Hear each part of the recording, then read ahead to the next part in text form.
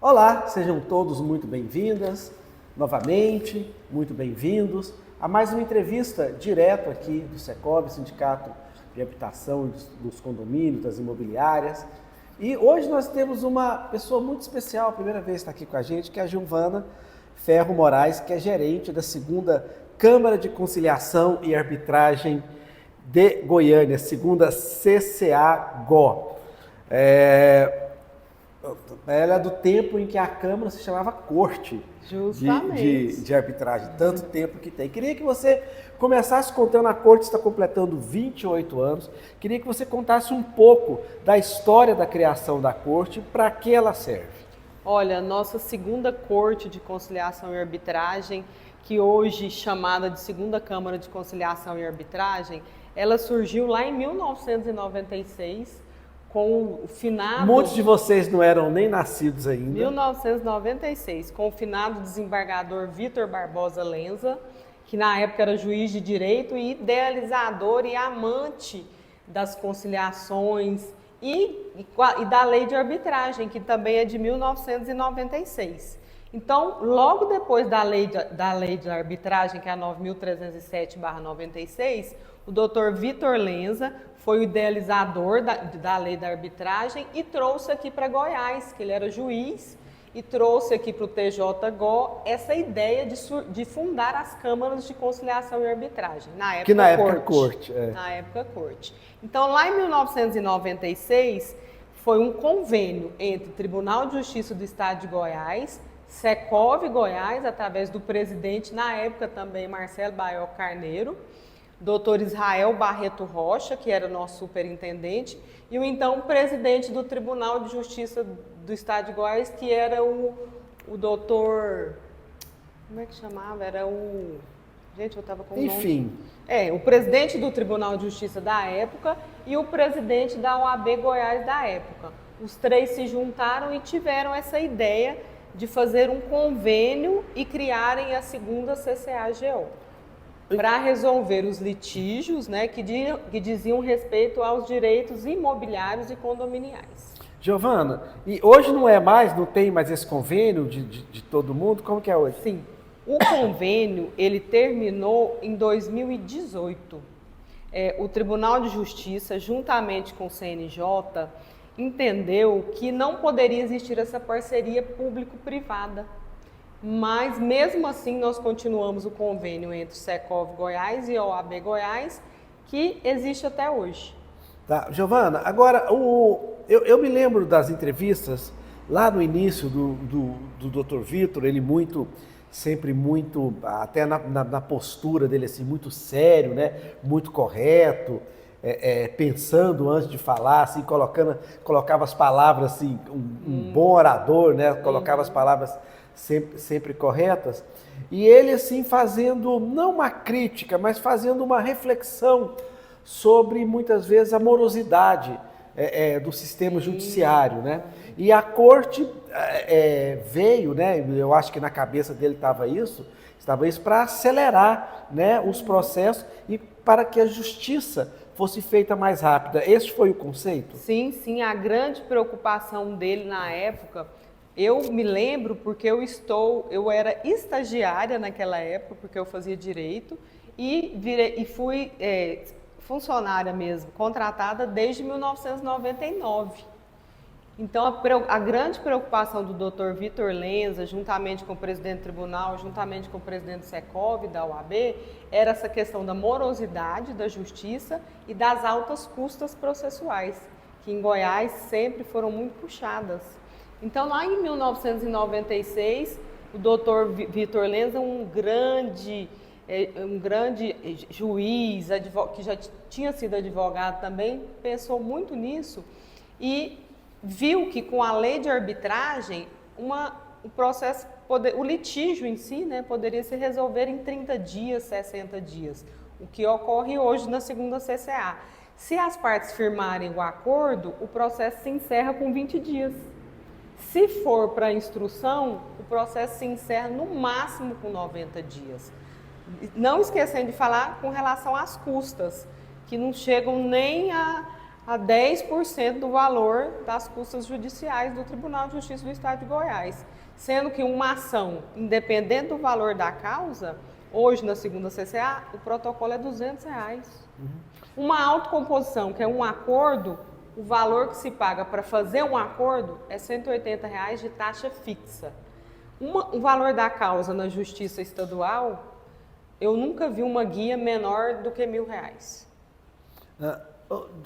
Doutora Giovana, é o seguinte agora, como que foi aquele lá, o início? As pessoas acreditaram logo do início, porque é segunda corte, né? Segunda Câmara, né? Hoje são quantas câmaras? Eu me lembro que estava bem no início, eu acho que ali estavam os médicos ali na associação médica, estavam pensando em fundar mas assim, era uma coisa assim bem... o Secov foi pioneiro na questão das câmaras em Goiás. Como que foi a aceitação? Foi muito difícil. Naquela época, foram criadas 10 cortes de conciliação e arbitragem. Foram criadas... Mas não foram implantadas imediatamente, né? Não, foram implantadas no decorrer... Foi mais ou menos uns 5 anos, já existiam as 10 cortes de conciliação, e só que algumas foram se destacando e outras foram se encerrando, né? Começaram, não tiveram movimento, não conseguiram continuar o trabalho. Lembrando que o nosso grande conciliador árbitro na época, Dr. Renato Barbosa Lenza, irmão do Dr. Vitor Lenza, era o nosso conciliador aqui da segunda CCA e aposentou há apenas 4 anos. Então, o grande trabalho que ele fez durante todos esses anos foi maravilhoso. Foi graças a ele, a gente fala que foi graças a ele que a segunda CCA é o que ela é hoje. Com o apoio de todos os envolvidos, né? Dos árbitros, dos advogados, dos presidentes da OAB, Tribunal de Justiça, Secov Goiás, mas o grande batalhador foi o Dr. Renato Barbosa Lenza, nosso grande conciliador árbitro, que vai ficar para sempre na nossa memória. Doutora Giovana, eu me lembro que lá no início, muita gente tinha até uma dúvida se o que fosse acordado na então corte, hoje Câmara, se valeria no judiciário, se era para valer mesmo, né? Conta essa história. Justamente, as pessoas compareciam e falavam assim, mas esse papel que eu estou assinando, esse acordo que eu estou assinando, tem alguma validade perante o Poder Judiciário? Ele falava, claro que tem, é um título executivo judicial, está no Código Civil, está no Código de Processo Civil. Só que muitos advogados tinham essa dificuldade de acreditar, né? Então nós começamos a divulgar esses incisos, esses artigos do Código Civil, depois do Código de Processo Civil, e há mais ou menos uns 10 anos que acabou esse problema, que as pessoas começaram a aceitar, os advogados e até mesmo o Poder Judiciário, que a credibilidade ficou bem maior. Hoje existem 2 varas especializadas em arbitragem no Poder Judiciário, justamente para resolver para executar nossas sentenças, das sentenças das câmaras arbitrais. Então mudou muito. Graças a Deus, hoje em dia está ótimo. A gente pode falar que está muito bom, que é uma cultura, né? E a cultura que a segunda quebra de CCA paradigma, né? É uma quebra de paradigma e é uma cultura que foi trabalhada durante esses 28 anos de existência e não foi fácil. Outra coisa, as pessoas também não acreditavam muito nos prazos, né? As pessoas viam, principalmente os advogados, que eles viam acostumados com aqueles prazos mais dilatados do Poder Judiciário e chegavam numa Câmara. Eu me lembro de questionamento de advogado, falando, isso não vai terminar em 2 meses nunca. Como que termina, né? Eles não acreditavam, por exemplo, que uma sentença ia sair com 10 dias. Como é que uma sentença teve audiência hoje daqui 10 dias? Eles perguntavam, mas é certeza? E não acreditavam também que aquela sentença era um título executivo judicial, que não cabia recurso, porque da sentença arbitral não cabe recurso, e que só cabe a execução no Poder Judiciário. Mas isso foi se divulgando, foi se difundindo, e hoje, graças a Deus, os advogados e as partes, todos participam. Nós temos, assim, muitos advogados que apoiam, Uhum. Bom, a grande demanda no início eram de questões ligadas ao mercado imobiliário, né? Isso continua hoje, abriu, como que é? Olha, a maior demanda que a gente tinha eram as questões condominiais. As condominiais, cobrança de taxa de condomínio, cobrança de multa, problema entre condôminos. Com o novo CPC, isso modificou muito. Nós temos agora muitas rescisões de compra e venda, de contrato de compra e venda de lote, de cobranças de aluguéis e acessórios da locação. Nós podemos dizer que hoje 98% das nossas ações são rescisões contratuais e cobranças de aluguéis e acessórios da locação. Não esquecendo também que existem muitas cobranças de direito patrimonial disponível também, como por exemplo, cobrança de escolas, nós temos cobrança de prestações de cartão de crédito de um determinado supermercado. Então nós temos muitas ações que não dizem respeito ao direito imobiliário, mas são todas de direito patrimonial disponível. Doutora Giovana, a senhora estava explicando na primeira parte da entrevista que no início era um grande convênio e hoje que entrava Ministério Público, entrava Tribunal de Justiça e hoje é um convênio entre Secov e OAB. Mas continua valendo igual para o Poder Judiciário? Está tudo normal? Como que foi isso? Sim, hoje, né, desde 2018 para cá, não existe mais o convênio que existia com Poder Judiciário, OAB Goiás e Secov Goiás. Existe o convênio entre o Secov Goiás e a OAB Goiás. E o que regulamenta, que regulariza esse convênio é a Lei 9.307/96. Então, independente de ter o convênio com o Poder Judiciário, que não era assim, não é obrigatório, a lei, que é uma lei federal, está acima de tudo isso, então regulamenta e existe esse convênio. Pode existir o convênio entre a entidade, a OAB, a entidade pode também não ter o convênio com a OAB. A nossa segunda CCA é uma das câmaras que tem o convênio com a OAB. Uhum. Quais os serviços que são disponibilizados hoje pela Câmara? Olha, nós temos as ações, igual eu já te falei, né? As ações de cobrança de taxas de condomínio, cobranças de multa de condomínio, problemas entre condôminos. Nós temos muito, pode falar que o maior percentual, as ações de cobrança de aluguéis e acessórios da locação, que hoje está muito, depois da pandemia, essa questão dos aluguéis ficou muito exacerbada, cresceu muito. E as ações também de rescisão contratual, que cresceram muito depois da pandemia também. Não esquecendo, igual eu falei, as ações de cobrança das mensalidades escolares, que nós temos convênio com algumas escolas e algumas faculdades também. Uhum. Eu sei que a senhora trouxe aí um papel aí com os números, né? Sim. O que está escrito desse papel aí? Olha, que tem de número? Eu posso fazer uma observação muito grande aqui no número de protocolos, que eu fiz questão de trazer uma colinha. Em 28 anos, nós tivemos 134.803 protocolos. Pensa, o desembargador, na época, presidente do Tribunal de Justiça, fez uma visita aqui para a gente, acho que foi em 2020. Ele ficou, assim... imagina se todos esses 100 mil protocolos, né, tivesse no Poder Judiciário, né? Ele ficou admirado e falou, gente, são 134 mil processos a menos no Poder Judiciário. E ele ainda falou, o que vocês fazem em um mês, o tanto de processos, nós temos uma média de 6 mil processos mês, 6 mil processos ano. 500 a 600 processos mês. É o que uma vara civil faz em um ano. E não esquecendo o principal, nosso percentual de acordo está 80%. Em 28 anos, eu fiz as estatísticas aqui, coloquei certinha, 134 mil processos, 107 mil acordos.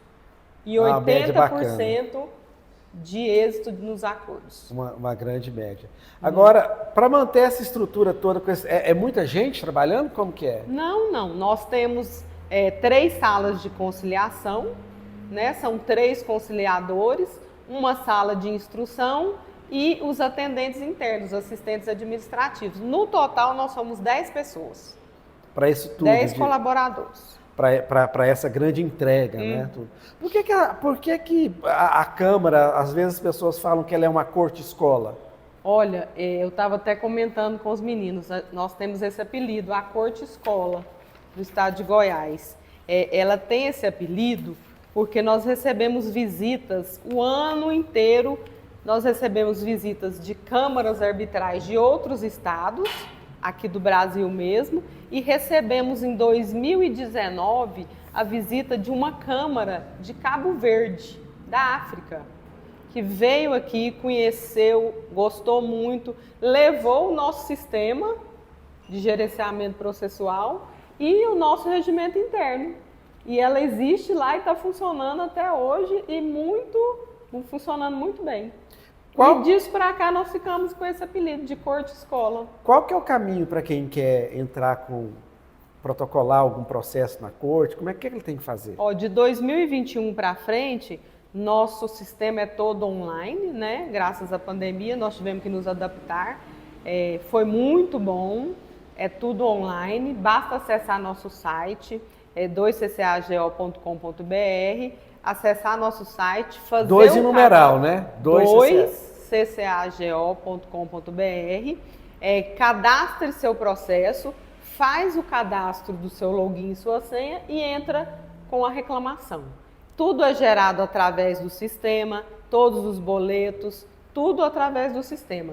Já é marcada a audiência, já é escolhido se a audiência será presencial ou se ela será online.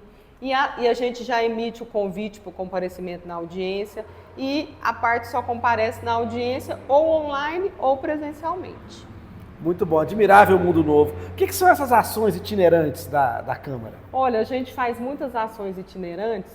O que as partes pedem? As partes pedem que a gente vá até o condomínio, que a gente vá até o loteamento. Então, nós temos a nossa equipe da 2ª CCA itinerante que vai lá no seu condomínio e faz tipo um mutirão.